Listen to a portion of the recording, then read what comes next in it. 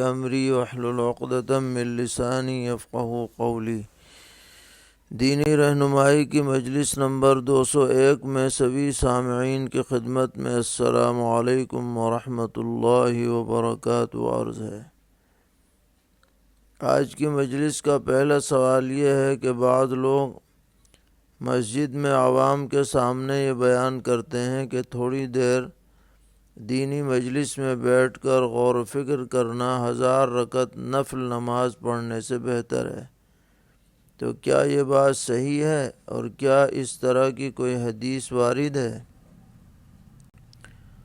جواباً عرض ہے کہ بے شک دینی مجلس میں بیٹھنا ایک اچھا عمل ہے اور لوگوں کی اصلاح کے لیے فکر کرنا بھی اچھی بات ہے، لیکن یہ کہنا کہ یہ مجلس 1000 نفل نماز سے بڑھ کر ہے، اس طرح کی کوئی حدیث ہماری نظر سے نہیں گزری۔ ممکن ہے کہ کسی بزرگ کا مقولہ ہو، لہذا اسے حدیث کے طور پر بیان کرنا صحیح نہیں ہے۔ پوچھتے ہیں کہ اگر کوئی شخص مدینہ منورہ مسجد نبوی میں روضہ اقدس علی صاحبہ الصلاۃ والسلام کے ٹھیک سامنے سے ویڈیو کال کر رہا ہو اور کالنگ کے درمیان وہ براہ راست حضور اکرم علیہ الصلاۃ والسلام کے روضہ مبارکہ کا دیدار کرا دے، تو ہمیں اس تصور کے ساتھ کہ آقا علیہ الصلاۃ والسلام بذات خود ہمارے سوال کا جواب مرحمت فرمائیں گے، سلام کے الفاظ الصلاۃ والسلام علیک یا رسول اللہ کہہ کر ویڈیو کال میں صلاۃ و سلام پیش کرنے کی ہمارے لیے اجازت ہے یا نہیں؟ تو جواباً عرض ہے کہ ہماری نظر میں صلاۃ و سلام کا یہ طریقہ بہت بے ادبی پر مشتمل ہے۔ یہ ایسا ہی ہے جیسا کسی شخص کو کوئی آدمی دور سے پکار کر سلام کرے، تو یہ بے ادبی شمار ہوتی ہے کسی بڑے شخص کے لیے۔ اسی طرح ہم یہاں بیٹھے بیٹھے صلاۃ و سلام عرض کریں ویڈیو کال کے ذریعے، یہ بھی نبی اکرم علیہ الصلاۃ والسلام کی شان کے لائق ہرگز نہیں ہے۔ آدمی کو وہیں پر حاضر ہو کر ادب کے ساتھ ہی سلام پیش کرنا چاہیے۔ البتہ درود شریف کہیں بھی پڑھ سکتے ہیں، درود شریف کا اہتمام کریں، اس طرح ویڈیو کال سے احتراز کیا جائے، یہی بہتر ہے۔ سوال کر رہے ہیں کہ حدیث میں آتا ہے کہ جو شخص قرآن پاک کو یاد کر کے بھول جائے اس کے لیے سخت وعید ہے، تو کیا یہ صرف حفاظ کے لیے ہے یا جو شخص ناظرہ پڑھ کر حرف شناسی ہی بھول جائے وہ بھی اس میں داخل ہے؟ جواباً عرض ہے کہ اس کا مصداق وہ حافظ بھی ہو سکتا ہے جو حروف ہی بھول جائے، اور وہ ناظرہ خواں بھی ہو سکتا ہے جو بالکل حرف کی شناخت ہی سے محروم ہو جائے، دونوں اس کے اندر داخل ہیں۔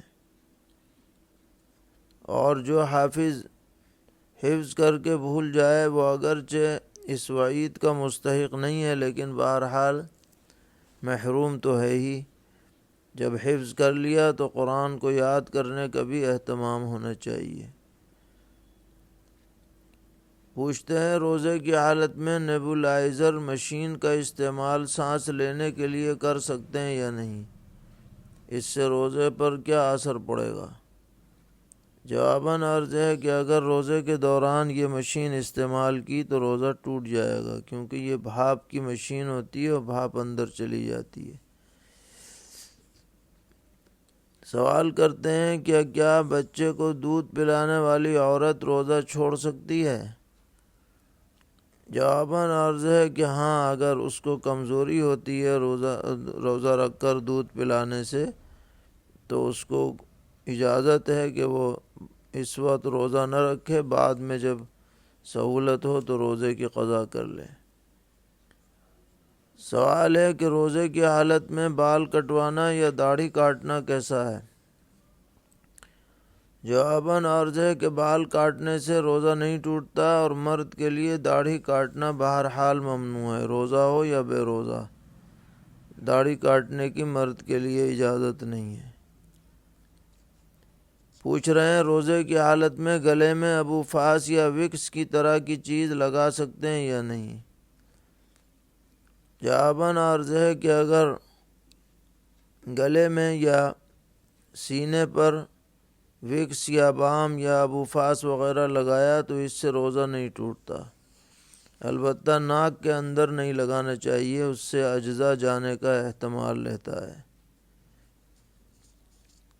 پوچھ رہے ہیں روزے کی حالت میں خود بخود منہ بھر کر قے ہو جائے تو روزے کا کیا حکم ہے؟ جواباً عرض ہے کہ خود بخود قے ہونے سے روزہ نہیں ٹوٹتا، روزہ برقرار ہے۔ سوال کر رہے ہیں کہ نماز تراویح کا اطلاق نفل پر ہوتا ہے یا سنت مؤکدہ پر، جبکہ حدیث شریف میں تطوعاً کا لفظ آیا ہے، اس سے کون سے معنی مراد ہے؟ جواباً عرض ہے کہ تراویح ہمارے نزدیک سنت مؤکدہ ہے، اور تطوعاً فرض کے علاوہ سبھی نمازوں پر بولا جا سکتا ہے، اس میں سنتیں بھی داخل ہیں، لہذا یہ سنت مؤکدہ ہے اور بلا عذر اس کو چھوڑنا نہیں چاہیے۔ پوچھتے ہیں حافظ صاحب 2 رکعت پر قعدہ کرنے کے بعد غلطی سے کھڑے ہو گئے اور 4 رکعت پڑھا دی اور آخر میں سجدہ سہو بھی نہیں کیا، تو تراویح 2 شمار ہوں گی یا 4؟ جواباً عرض ہے کہ جب انہوں نے پہلا قعدہ کر لیا ہے تو یہ 4 رکعت معتبر ہو جائیں گی اور سجدہ سہو کی بھی ضرورت نہیں ہے۔ پوچھتے ہیں ایک حافظ صاحب تراویح میں قرآن پڑھاتے ہوئے وَإِنَّهُ فِي الْآخِرَةِ لَمِنَ الصَّالِحِينَ کے بجائے لَمِنَ الْخَاسِرِينَ پڑھ دیں تو نماز کے بارے میں کیا حکم ہے؟ جواباً عرض ہے کہ معنی بالکل بدل گئے، اس لیے نماز فاسد ہو گئی۔ جن 2 رکعتوں میں یہ پڑھا گیا ہے وہ 2 رکعتیں فاسد ہوئیں، تو جو قرآن پڑھا گیا ہے وہ بھی اگلے دن دہرایا جائے۔ پوچھ رہے ہیں ایک مکان کی 7ویں منزل پر نماز تراویح ہو رہی ہے اور گھر کی خواتین 3ری منزل پر اقتداء کرنا چاہتی ہیں، جبکہ جماعت میں ان کے محرم بھی شامل ہیں، تو کیا اس فاصلے کی بنیاد پر ان کا اقتداء کرنا درست ہے؟ جواباً عرض ہے کہ یہ اقتداء صحیح نہیں ہوگی، اس لیے کہ عرفاً ہر منزل الگ مقام کی حیثیت رکھتی ہے، ان تک جب تک صفیں متصل نہ ہوں نماز کی اقتداء صحیح نہیں ہوگی۔ پوچھتے ہیں کیا حرمین شریفین میں اس سال بھی تراویح 10 رکعت ہو رہی ہیں؟ اگر کوئی رمضان میں عمرہ کرنے جائے تو وہ 20 رکعت اپنی تراویح پڑھے یا 10 رکعت صرف امام کے پیچھے پڑھے؟ جواباً عرض ہے کہ ہاں کئی سال سے حرمین شریفین میں 20 رکعت کے بجائے 10 رکعت تراویح ہو رہی ہیں، اور یہ تراویح ہی ہیں، کیونکہ جو اعلان ائمہ کا آیا ہے اس میں تراویح کا لفظ لکھا ہوا ہے، نوافل نہیں ہے بلکہ تراویح ہیں۔ تو ہم لوگ جب وہاں جائیں تو ان کے ساتھ 10 میں شریک ہو جائیں اور بعد میں اپنی 10 الگ سے پڑھیں تاکہ ہماری 20 کی تعداد پوری ہو جائے۔ پوچھ رہے ہیں کیا حرم میں وتر کے بعد بھی بقیہ 10 تراویح پڑھ سکتے ہیں؟ جی ہاں، وتر کے بعد بھی اپنی 10 تراویح پڑھی جائے گی۔ پوچھتے ہیں تراویح کی نماز میں لقمہ دینے کا اختیار کس کو ہے؟ کیا سامع کے علاوہ کوئی بھی لقمہ دے سکتا ہے؟ جواباً عرض ہے کہ تراویح میں کوئی بھی شخص لقمہ دے سکتا ہے جو نماز میں شریک ہو، البتہ لقمے کی بنیاد پر دیا جائے، حافظ کو پریشان کرنے کی نیت اور مقصد نہ ہو، ضرورت ہو تو ہی لقمہ دے، بلا وجہ نہیں، اور لقمہ دینے میں ایک دوسرے سے آگے بڑھنے کی کوشش نہ ہو۔ پوچھتے ہیں لقمہ دینے کی گنجائش کب تک رہتی ہے؟ اگر امام صاحب نے دوسری آیت یا دوسری رکعت شروع کر دی تو کیا پچھلی آیت میں غلطی بتلانے کا اختیار رہے گا؟ جواباً عرض ہے کہ جی ہاں، جہاں غلطی ہوئی ہے اس کے بارے میں لقمہ دیا جا سکتا ہے، آگے پہنچ گیا ہو تب بھی دے سکتے ہیں، کوئی حرج نہیں۔ پوچھ رہے ہیں کیا شک کی بنا پر پیچھے سے لوٹا کر پڑھوانے کی گنجائش ہے؟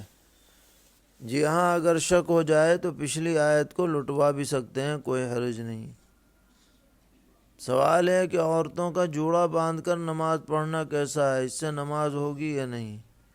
جواباً عرض ہے کہ جوڑا دو طرح باندھا جاتا ہے، ایک تو بالکل بیچ سر میں اوپر کو اٹھا کر باندھا جائے، یہ غیر مسلموں کا طریقہ یا فیشن ایبل عورتوں کا طریقہ ہے۔ اس طرح سے جوڑا باندھنے سے بہرحال نماز مکروہ ہوتی ہے، اور نماز غیر نماز ہر حالت میں ایسا باندھنا مکروہ ہے، سخت مکروہ ہے، حدیث میں وعیدیں آئی ہیں اس پر۔ لیکن گدی پر جو جوڑا باندھ لیتی ہیں عورتیں کام کاج کرتے وقت، تو اس حالت میں نماز پڑھنے میں کوئی حرج نہیں، بشرطے کہ وہ بال ڈھکے ہوئے ہوں، کھلے ہوئے نہ ہوں۔